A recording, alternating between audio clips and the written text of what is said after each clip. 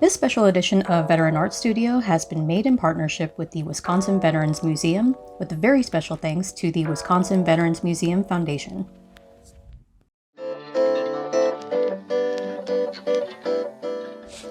Hello and welcome back to Veteran Art Studio, where today we're going to be talking about mixed media sketchbooks, which is one of my favorite mediums. We're going to be talking about different techniques, different ways that you can experiment, and different inspirations that might help you form your own unique voice and style within your own sketchbook.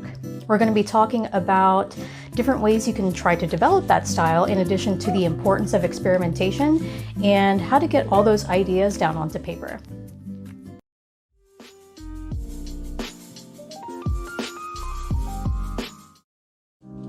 If you're a returning viewer, welcome back, but if you're new to Veteran Art Studio, my name is MB Dallocchio, and I'm going to be sharing my techniques with you throughout this session.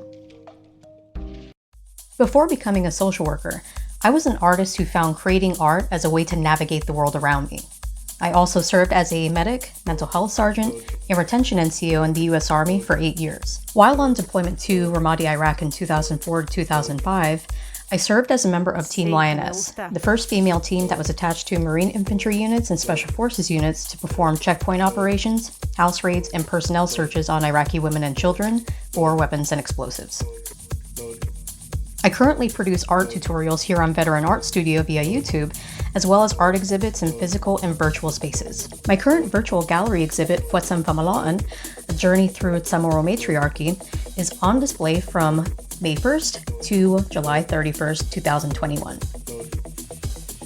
While much of my work is on display in acrylic, ink, or digital formats, all of my projects begin in a sketchbook, which is why I believe it's so important to emphasize mixed media sketchbooks to expand your creativity.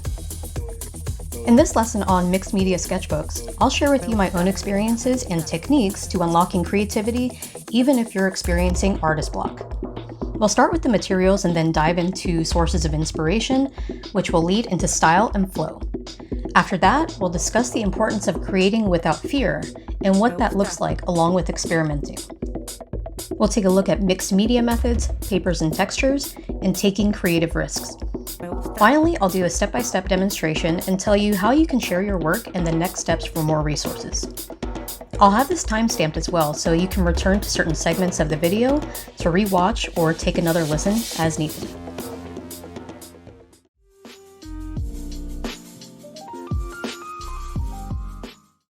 I highly recommend using a watercolor sketchbook with heavy, durable paper that won't bleed through. These types of sketchbooks are so handy in experimenting with different wet materials as well as gluing as needed. The type of watercolor sketchbook I use is made by Arteza, which produces this acid-free cold-pressed paper, making each sheet of this slightly textured sketchbook about 300 grams per square meter, which is the ideal density of paper for watercolor painting and mixed media techniques. This type of paper, regardless of brand, is ideal for large, even washes and for finer detail as well. Next, have some black pens or markers handy in addition to materials to color with, whether they're colored pencils or markers. Additionally, you'll need magazines or newspapers to be able to cut up and tear, along with scissors, glue, or Mod Podge. I personally prefer Mod Podge since you can use it both as a glue and a sealer. Additional materials that are fun to use when working with mixed media sketchbooks include any types of color pencils or markers, stencils, stamps, ink pads, stickers, washi tape, scrapbook paper, watercolors and brushes, acrylic paint and brushes, a dry rag, and a cup of water. We'll start by what we can do with the basic materials and then expand into demonstrating options with the additional materials listed.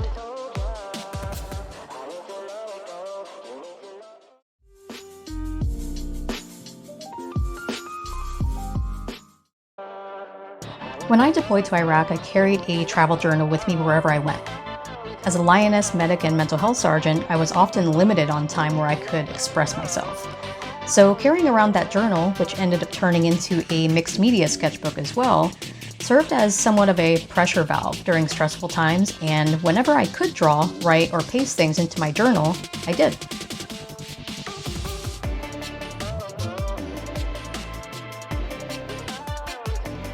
Additionally, if you're interested in art created during combat, you might also want to check out the Harold Schmidt's exhibit at the Wisconsin Veterans Museum entitled In My Spare Moments. While I had my own spare moments in Iraq to create art, I created wall murals and other art with paint loaned from the engineering battalion next to our clinic, as well as my updated sketch journal whenever I could. I didn't have a lot of spare time to work with, obviously, but one thing I would have changed in terms of what I took with me would look a lot more like what we're using today in this episode. I wish I had brought durable watercolor paper, watercolors, micron pens, and more. Funny enough, I brought a lot of books with me through my deployment, and looking back, I would have replaced it with art supplies, and it would have taken up a lot less space in my footlocker. I'll be showing you some of those preferred supplies from the optional list as well. Mixed media sketchbooks seem to just happen naturally for me as someone who has always been on the go, so I'll share a few examples of how that's evolved over time.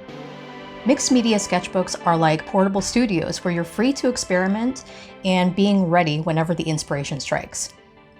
Before we dive into the process, it's important to take note of other artists who've inspired you along the way. Some of mine include Ralph Steadman, Frida Kahlo, Marjan Satrapi, Jean-Michel Basquiat, Ludwig Bemelmans, Art Spiegelman, and so many others. You're going to notice how those influences have affected my work when I pull out the sketchbooks. I also recommend getting inspiration from other sources than art and illustration. I get a lot of inspiration from history and science, but you never know what sources work best for you. With all of that said, consider who your influences are before beginning your mixed media sketchbook journey. What do these influences mean to you? Who are the people inspiring you and motivating you to create? No matter what your preferred medium is, it's important to take stock of what you've grown to love and what has influenced you in creating your own unique style. Some other questions to consider are, how have your influences changed over time, if at all? Do you find yourself gravitating toward one or two styles? Perhaps more. And if you find yourself struggling in identifying with a specific style, how would you define your artistic path and where you'd like to go? Many of these questions on influence have to do with spending time looking at a variety of mediums from visual arts and graphic design to theater and literature. Don't limit yourself to painting and sketching influences. If you find an architectural style is calling your name, take note of it. That's an influence. Next, we'll talk about the characteristics that make up a sketchbook, such as style, color, and composition. From this, we'll discuss how choosing the right sketchbooks must be organized according to its function, that is, what you plan on doing with it.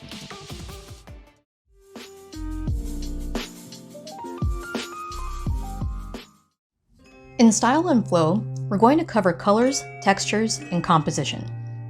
In finding your colors for mixed media or even creating an art series or an exhibit, it's ideal to narrow down your main choices for a color palette, which should be up to 3 dominant colors. For me, as of late, I lean toward blues, purples, and pinks. However, for another series, I predominantly use black, white, and red as my accent color. You can see Coffee with Kafka on my channel as an example of this. In deciding colors, you can choose black and white tones and one bold color like a deep red or bright yellow. But you can also triangulate on a color wheel to figure out which color combinations feel best for you. As I chose darker blues and jewel tone pinks and purples, which lean left on this color wheel, go with what's appealing to you. If you're not entirely sold on a color just yet, but have an idea what kinds of feelings you might want to convey, look into color psychology books or resources by doing a Google Images search for various interpretations of how color is used in everything from decorating to marketing and advertising. I'll have these charts available on my blog as well if you'd like to have those reference points. Once you've narrowed down what your 2 to 3 go-to colors are, you're on your way to the next step, textures.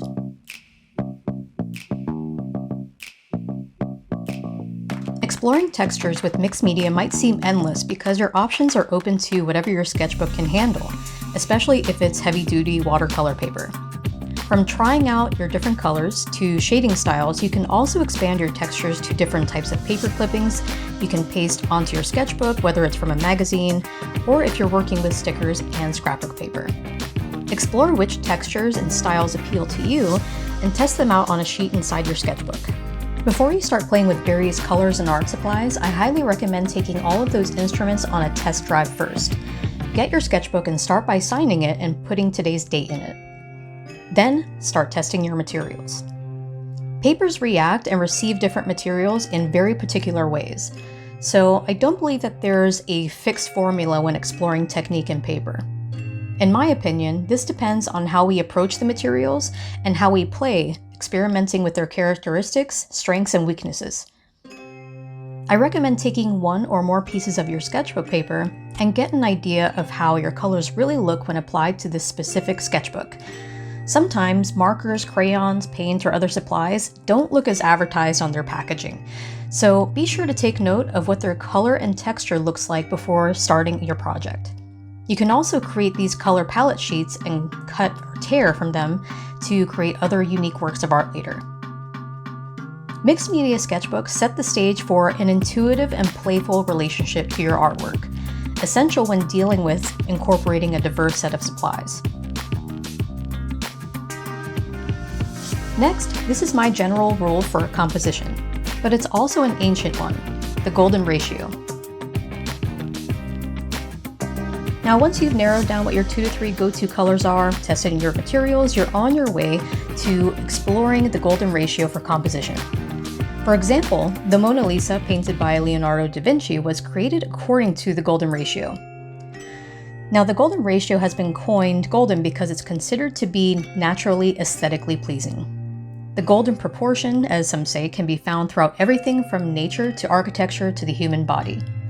This is the rectangle with dimensions that reflect the golden ratio. As you can see with the Mona Lisa, there are several golden rectangles throughout the painting. By drawing a rectangle around her face, we can see that it is mindful of the ratio even within sections of the painting. When you divide that triangle with a line across her eyes, we get another golden rectangle, meaning that the proportion of her head length to her eyes uses the golden ratio. There are other golden rectangles that can be drawn on the rest of her body, like from her neck to the top of her hands. Da Vinci created other pieces that were also drawn according to the golden ratio, such as the Last Supper, throughout his sketches and drawings, and that includes the Vitruvian Man. The Vitruvian Man, or Man in Action, is a drawing of a man in a circle. The height of the man is in golden proportion from the top of his head to his navel, and from his navel to the bottom of his feet. The Vitruvian Man illustrates all of what is referred to as divine proportions within the human body, and insists that there is both a mathematic and artistic formula for balance in everything around us. In short, think of your composition in thirds, and where you'd like to draw attention, and focus on that third or consciously create a negative space. This is done so your work doesn't become too cumbersome or confusing. This will help create a comfortable balance within your art and provide an experience to anyone viewing your work. In reflecting on style and mixed media, I urge you to take an experimental approach to this process and keep searching and trying to figure out what style language works best for you. In my case, my style changes constantly, but this hasn't stopped me from getting art commissions.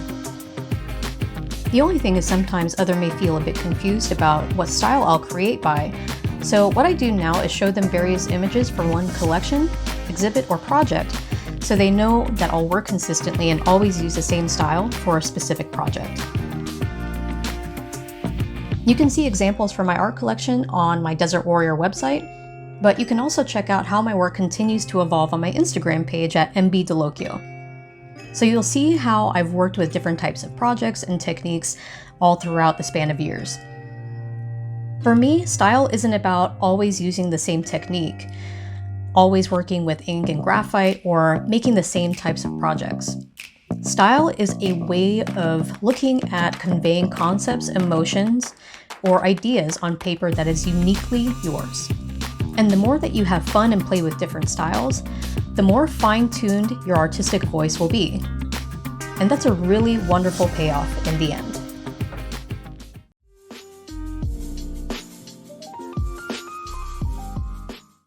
In this segment, I'll give you some tips for creating art without fear. We're going to check out a specific image that has been created and recreated for centuries called Judith beheading Holofernes. Mind you, we're going to be looking at images that contain nudity and/or violence, so viewer discretion is advised. Judith and Holofernes is an ancient biblical story that recounts the tale of a young widow named Judith. Army troops besieged her city, led by General Holofernes, who becomes infatuated with her beauty. Judith decides to dress up and seduce him. So, she visits the general in his tent and uses both her intelligence and innate capacity of cruel brute force to slay Holofernes. When we take a look at the variety of depictions, we see Judith and Holofernes recreated throughout history from medieval depictions, but we're going to focus on a snapshot of the Renaissance era and beyond. First, Botticelli interpreted this story in 1470, and with the typical characteristics of the Renaissance where we see that the female body is glorified.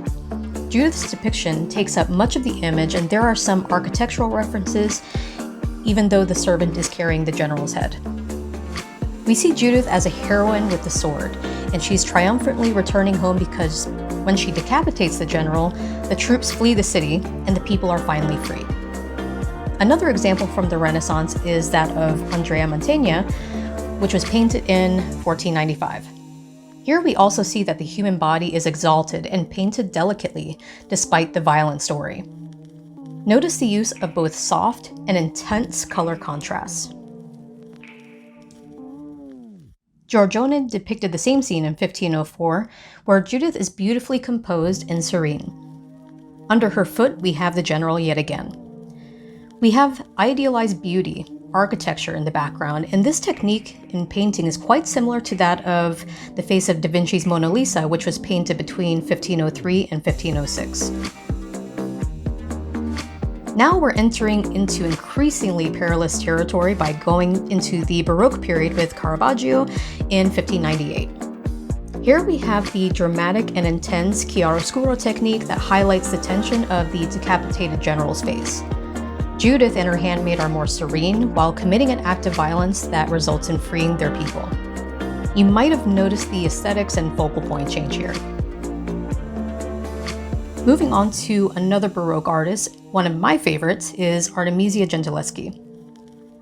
She painted this scene in 1620, and this work really fascinates me because there's a lot of history behind this.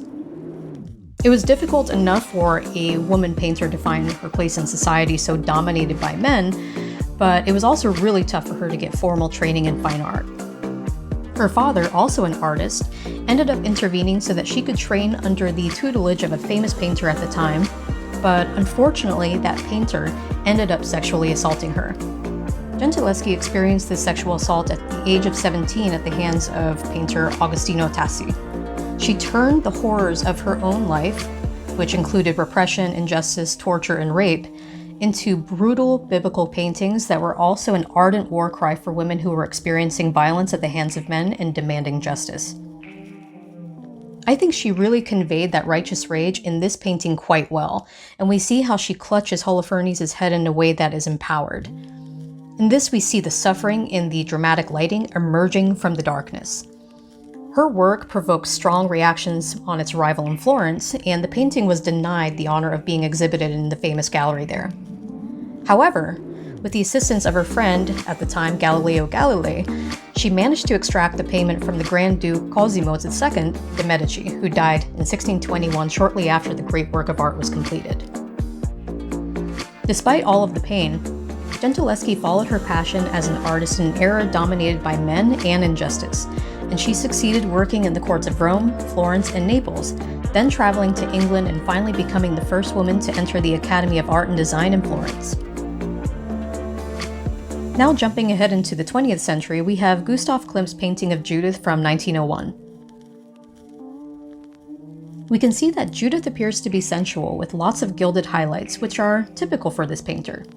She's a powerful woman looking straight into the eyes of the viewer, undaunted.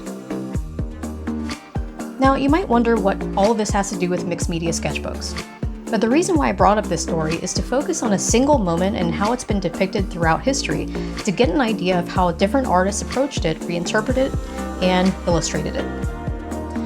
I want you to do something similar but adapting it to mixed media and using it to play an art fearlessly. You can either attempt to reimagine a famous piece of art or a story from your own life that evokes strong emotions.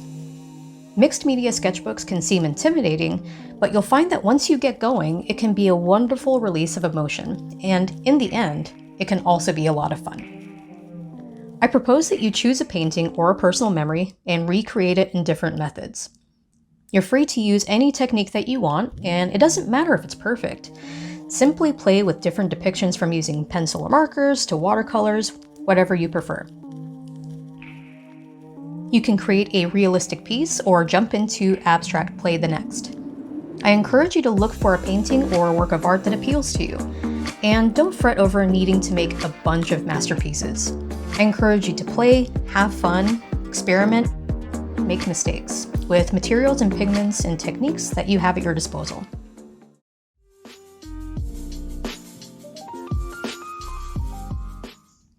In this segment, we'll practice using markers and cutouts and experiment with everything that we talked about previously. Working with the Mixed Media Sketchbook becomes your own artistic playground because it's okay to make mistakes. It doesn't have to be perfect because we can play, invent things, and be spontaneous. This is where we let our imagination take flight, so we're not attached to any specifics. Mixed media sketchbooks are about the experimentation stage, and it's something that a lot of artists, illustrators, and art students spend extraordinarily little time on, and it's a mistake. So many of the mistakes that we make help us find a unique style or voice, so I suggest that before you start, if choosing up to 3 colors is too much for you, just choose one color to get going. Here I'm using red as my accent color in a simple sketched portrait of Franz Kafka, one of my favorite authors. This is usually an exciting stage when you're just working on a simple illustration because you get to experiment, play around, and get your hands dirty. When we make mistakes, we sometimes get unexpected results that can be used as a final product or to be incorporated into a future piece elsewhere. In mixed media, I like to follow a formula. 1. Start with a line drawing like this one. 2. Add your accent color via shapes or scribbles. 3. Add shade or leave the line drawing flat. 4. Add words, poetry, typography, whether by hand or via clippings. And 5. Revisit and add more drawings or additional touches as needed until you can let it rest.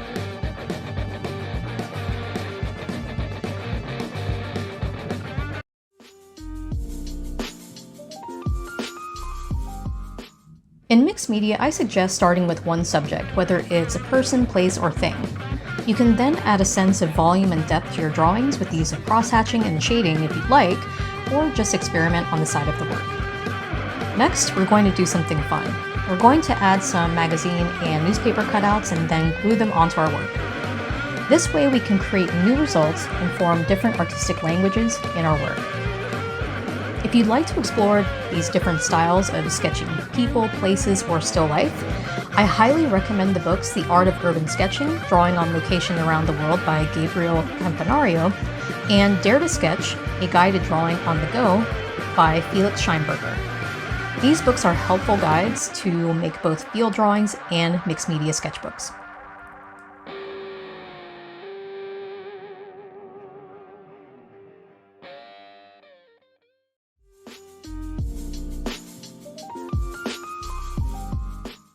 Here's a portfolio that I like to share with you from a field sketch artist whom I really admire.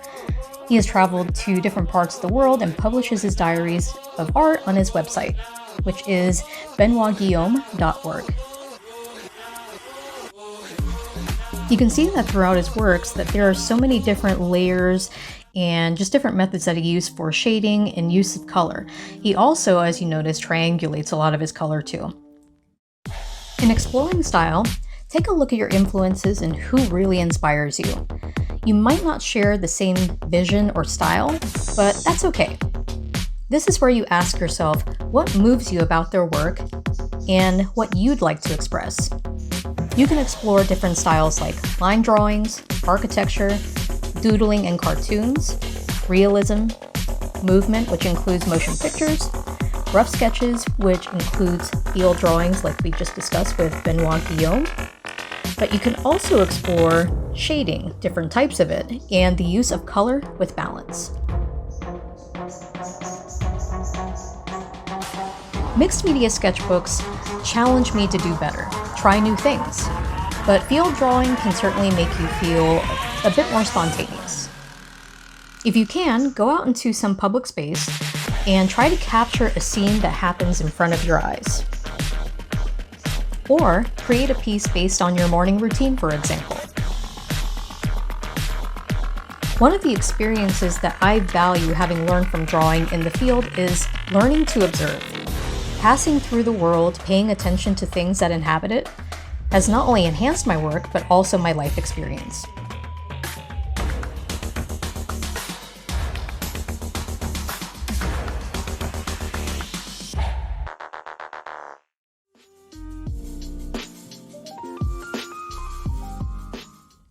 Sometimes in creating with mixed media, you might find you don't always have everything under control. You can make mistakes, but this sometimes opens new doors into new projects and ideas. Making mistakes is normal and can turn out to be wonderful for ideas in the end. There is a wide range of thematic possibilities that exist when addressing one or more of your mixed media sketchbooks. I propose that we create a small collection of them. Usually when you're submitting to an art exhibition, you want to have a good 20 pieces to work with that have a common theme throughout. In my recent exhibition, Poetsen Famalaen, you can see a variety of approaches were taken to highlight the chronology of women empowered in the Marianas from ancient history through the present. Taking risks can be terrifying, but once we shed that fear, the results are undoubtedly worth it. Reviewing my own notebooks after a few years, I realized that there were recurring themes. In this next demonstration, we're going to have fun with these themes.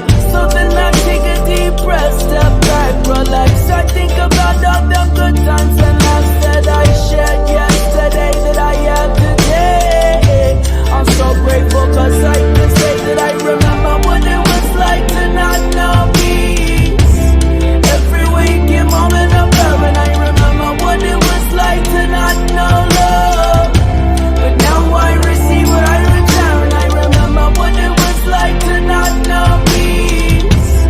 Every waking moment of love, and I remember what it was like to not know love, but now I've returned.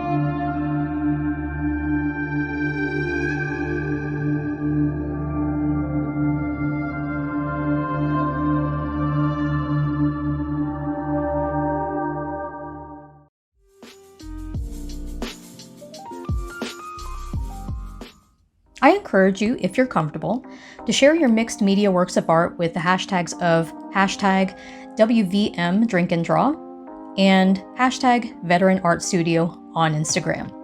You're also more than welcome to tag me at MB Dallocchio.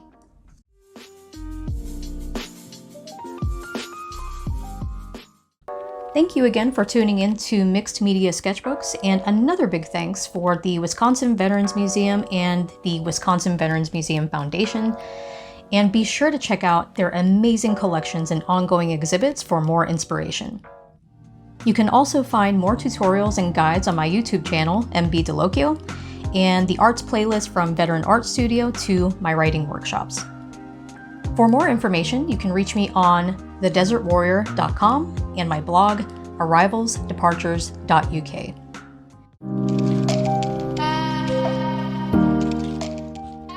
I look forward to seeing your progress with Mixed Media Sketchbooks, and I will see you next time here in the studio.